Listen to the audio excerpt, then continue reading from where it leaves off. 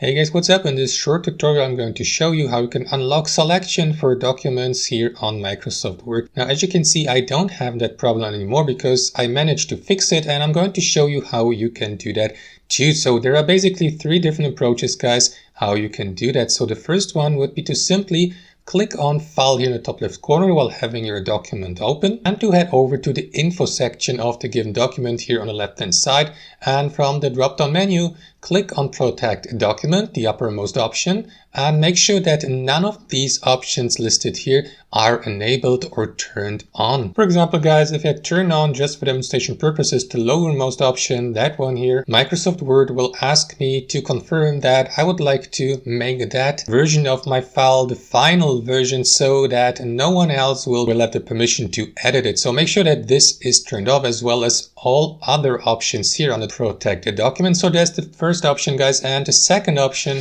for example, if the first fix didn't work, the file location of Microsoft Word on your computer, you can do that by simply using that search bar here in the bottom left corner. If you're using Windows 10 or 11, type in Word, next right click on it and select file location. After that, choose Word, right click on it, and again click on File Location. After that, head over to the Microsoft Office folder here at the top. Next, open the Office 16 folder and simply make sure that you run this application here, OS Pre-ARM, as an administrator. And normally that should fix the issue and allow you to unlock selection in your Word document. So thanks for watching and have a wonderful day.